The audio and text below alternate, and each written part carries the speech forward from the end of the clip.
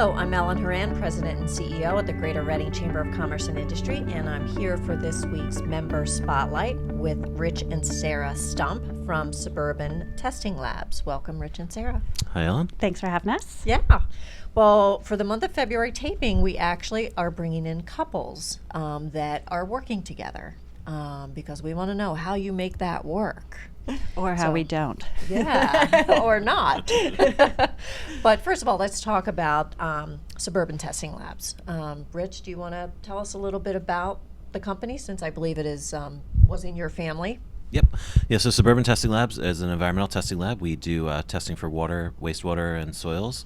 And we test for contamination, so we make sure that drinking water is safe and that water being discharged into the environment is clean. We have about 54 employees right now, and we operate out of a 17,500 square foot laboratory near the Reading Airport. So you've been growing. Yes, definitely. Excellent. And are you second generation in the business, or does it go even further? Third generation total. Third.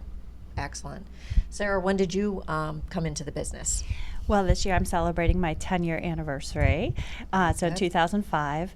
And when I first started, we were still a smaller family-owned business. We had about 12 people, and I think 5 of them were family. So now Rich and I are... A true family business. True family business. As Rich's parents went into retirement, we purchased the business and now have really just set our sights high with growing the business as one of the premier laboratories in the area. So we well, still it seems have room like to it's grow. working. Yeah. Which is good. Yeah. So that's pretty challenging growing. You've grown in your facility, but also adding employees. How are you handling that growth as a business? Well, we've grown in 10 years. So since I've joined the company, we've grown 600%, added over 40 employees. And we've really had to work with a lot of advisors to learn how to manage that growth successfully, because your systems, you outgrow your systems. Mm-hmm. You know, you need to evolve, you need to grow with the times. And so really, Rich and I are always humbled to work with advisors and people in the local community and just ask for help and get some guidance from people that have more experience, because you know, we not only are family owned, but we're also very opposite. So sometimes we need that third person to come into play and really help guide us to make the right decisions. Right. Well, you two are the owners now. You've purchased the business from your family. So has your family retired, or are they still one of those expert resources, or were they glad to say, you know, good luck? They were definitely glad to get out of the building, and I think they still know where we are. Yeah. So they're definitely available for support when we need them, but they've officially retired from the lab, and they actually have another business that they work in that does inspections for real estate transactions. So they're pretty active in that business. Okay. So now it's the two of you being the primary management team there. How have you handled division of labor? Our labor divides up pretty nicely because Sara is great with marketing and sales and getting people in the door, and my specialty is much more on the operations side in dealing with the adding of equipment and management of the processes. Mm-hmm. So that division, I think, works pretty well for us. And we've done, I think, a great job of bringing in people into our team that offset our skill sets and that have the knowledge and experience that really drives the business forward. Great. Yeah, that's one of our key success factors, I would say. In the past 2 years, we've brought in a lot of experienced professionals, recognizing that as two young professionals, not only working with advisors, but also having strong team members on our management and leadership team that have experience in the industry, that have done really great things and really big things, and really utilizing their intellectual capital to help grow our team. Good. Now, we hear from a lot of employers that attracting the right talent is a struggle. Have you found that as well? We've definitely found some challenges with that. The job market has changed a lot over the last 10 years. One of the things that we've really found is very effective is working with local colleges, because the job market for people emerging, especially with science degrees, is not the strongest. Mm-hmm. So we've had a really great opportunity to bring people in that are from local colleges, and then we pair them up with those more experienced professionals and have been able to bring their skill sets up, make them very valuable to the organization and to the workforce in general. And it's done really good things for the company to have both ends of the spectrum growing. That's great. Yeah. I'd love to see more of our chamber members doing internships and shadowing and co-op experiences with our local colleges. So kudos for doing that. So it seems like you not only reach out to expert resources when you need them, but also partners. Absolutely. In the community. Now, I know you have young children. We do. Remind me of their ages. Very Our young. son just turned 3 this Okay. past week, and our daughter's 4. Very young. Very, yes. So how do you handle the balance of work and home? I think that sometimes you don't.